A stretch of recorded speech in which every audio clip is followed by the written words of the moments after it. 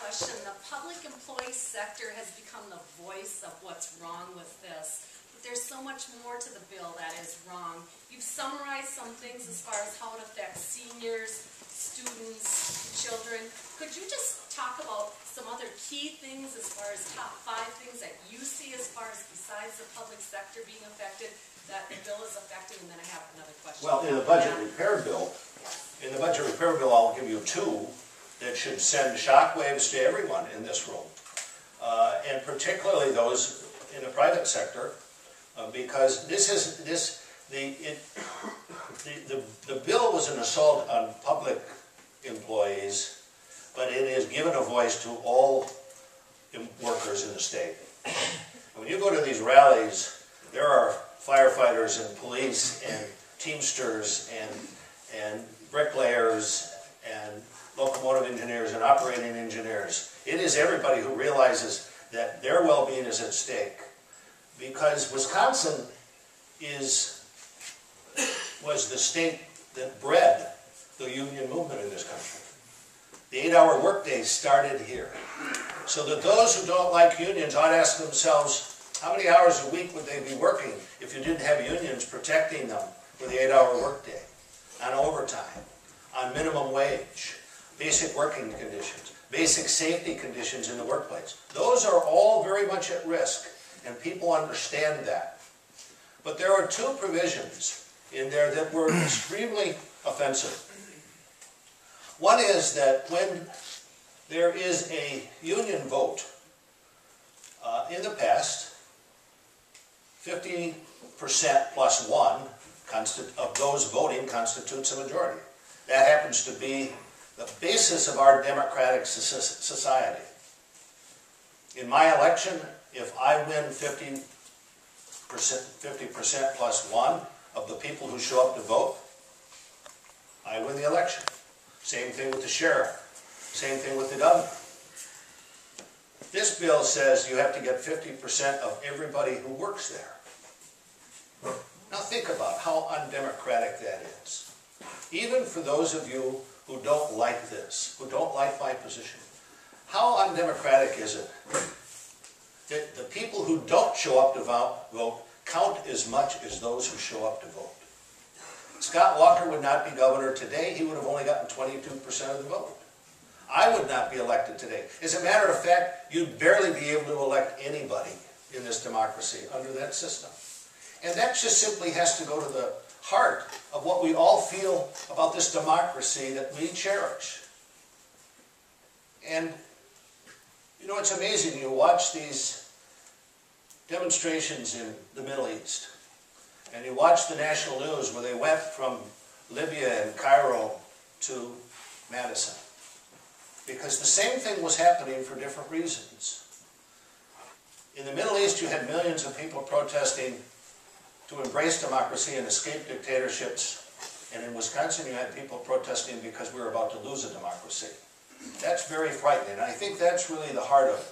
Now we have the budget bill in which there are,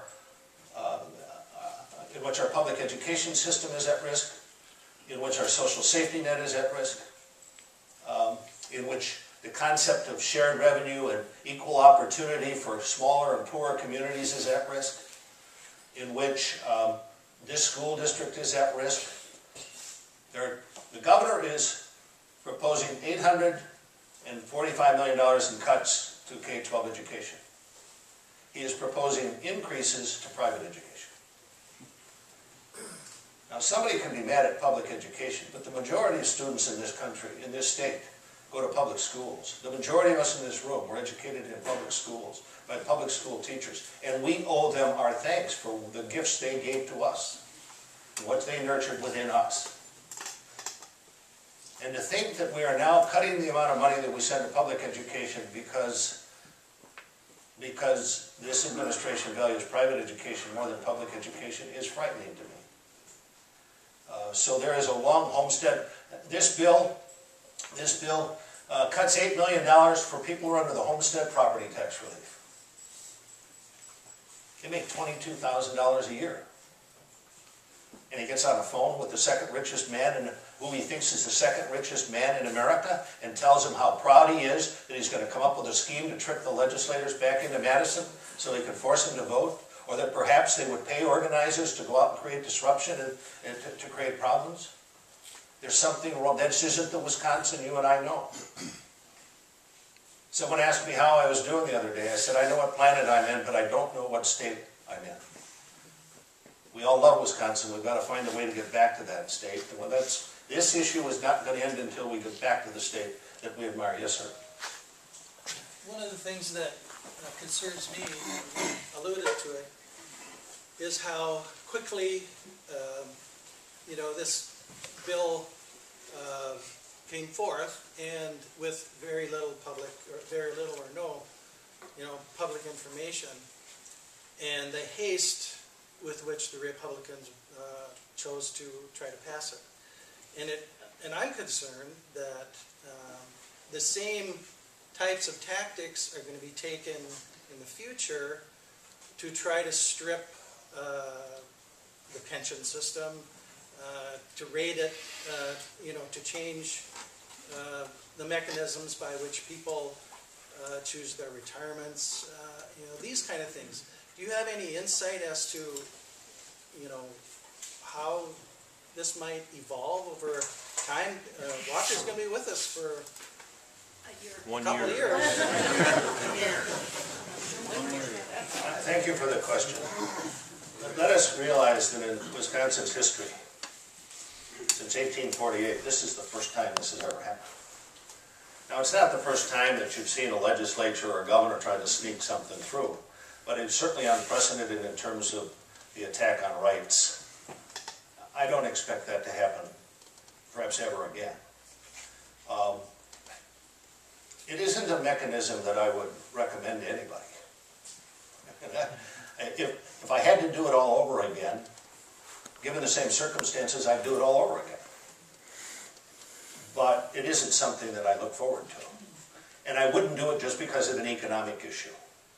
I hate this budget. I was told by the budget director I'd hate this budget. He was right. He's a friend of mine. But we will do what we can to let the public speak. The public's going to have plenty of say in this budget debate. Tens of thousands of citizens are going to be engaged in trying to modify that debate. Or there will be political accountability for those who choose to vote for it. That's our democratic process. In this case, there was no democratic opportunity. Had we voted on the bill Thursday, we would have been there for 8 to 10 to 12 to 15 hours. Then the Assembly would have been there. This bill would have been signed into law 4 weeks ago. And so I don't see it happening again. But, and particularly on your question of retirement system, we have the best retirement system in the country. It's about 98% funded. And one of the reasons that there's so much money in the fund is because the investments are well managed. There was a time during Tommy Thompson's administration where there was a raid of the fund, and the court ruled very clearly that we couldn't do that. So I don't believe that you will see any effort to try to raid that fund, because constitutionally it simply is very clear. In terms of a concern about the fund, in this budget, Governor Walker proposes a study to allow alternative retirement, such as 401ks. That then begins to jeopardize the fund, because as you begin to bleed certain people off from the fund, then you begin to reduce the amount of payment available to everybody. It's much like the Social Security debate today, and I think it would be very damaging. But he doesn't recommend anything specifically that starts the debate.